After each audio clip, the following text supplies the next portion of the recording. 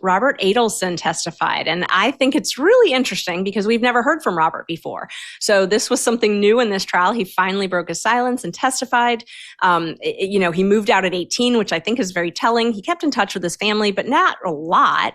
He was estranged from his mother. The last time they spoke was 2016. So, and he testified. We're going to hear in SOT 10 that she was controlling and involved. Who is the leader in the family? Who tends to run the show? I think my mom. Okay, so Donna Adelson? Yes. Would you describe Donna Adelson's personality as being more controlling or more laid back? I think more on the controlling side.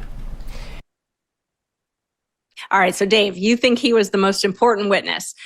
I mean, I was excited about him because we hadn't heard from him, but tell me why you think he was so important to this case.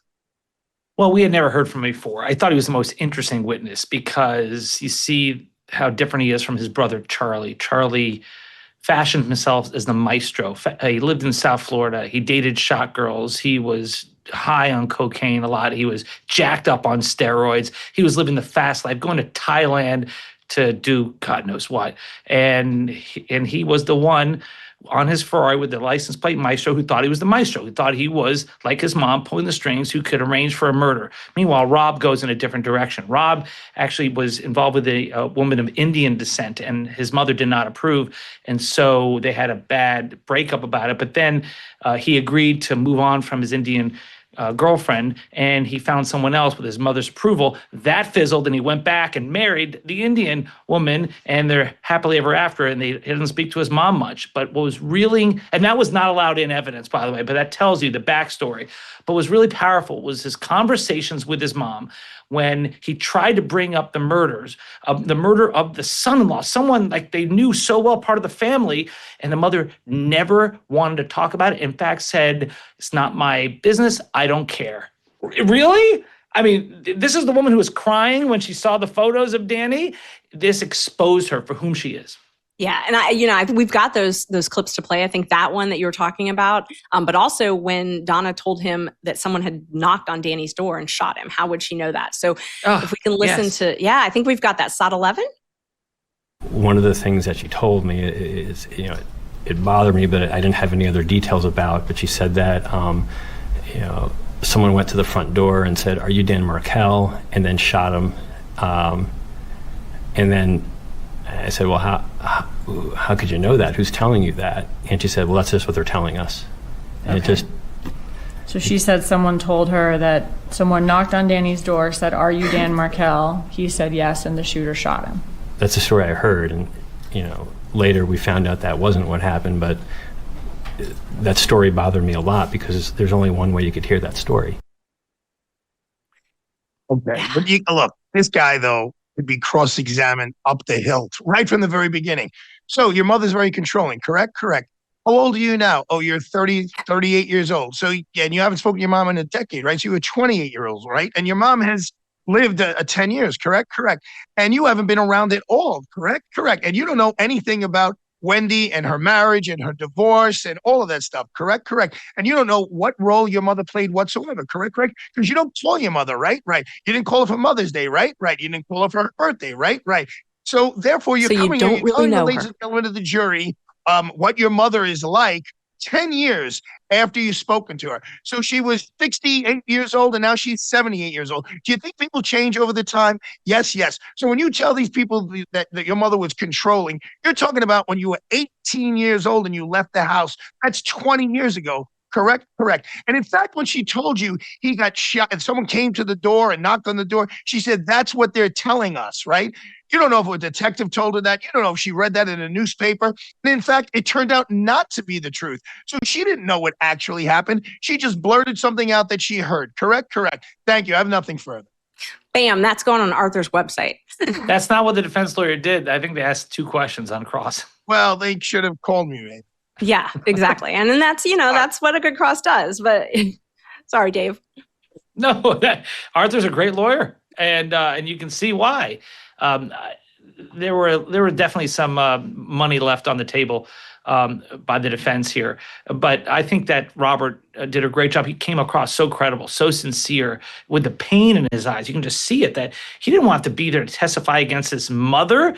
but he did it But because David, what that's did sense I of don't know honor. the answer to this question. What did he offer in terms of real evidence? Okay, his Nothing. mom's a jerk.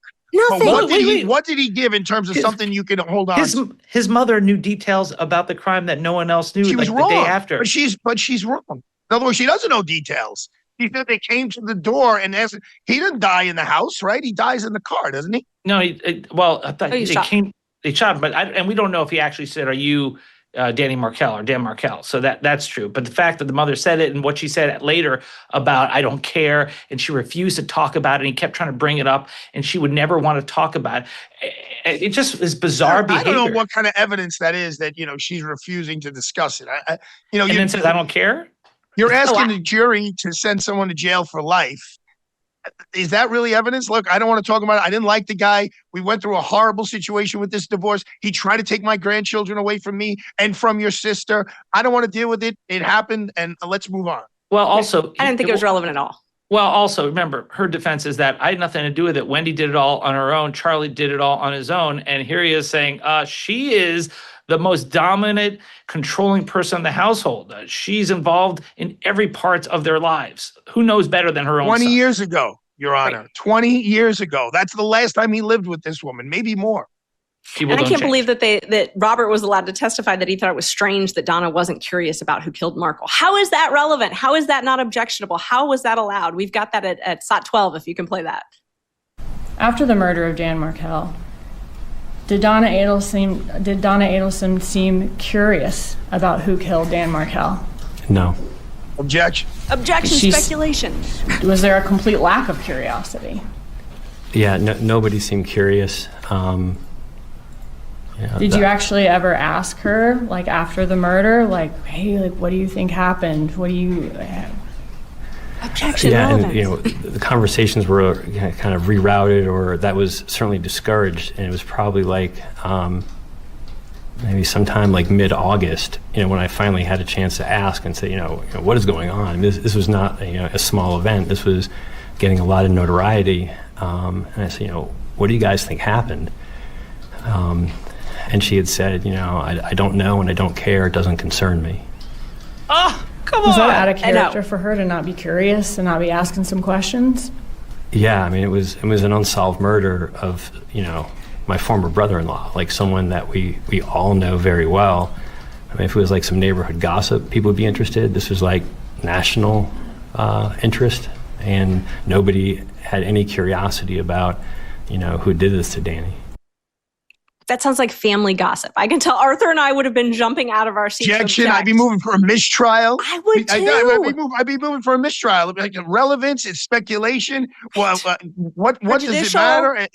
Right. And she's so controlling. You haven't lived with your mother in 20 years. How do you know how controlling she is? And this is stuff that should not be coming into evidence. It's not circumstantial evidence who murdered somebody else by the fact that the defendant is not curious about who murdered somebody else. Based on who she is and how domineering and how much of a gossip and involved in everyone's life, the fact that she clams up and is not interested at all after the son-in-law is murdered after she dedicated her life to writing the briefs, to getting the kids back in South Florida. And then once the son-in-law is killed and the problem is solved, she's like, I don't care. And that's it?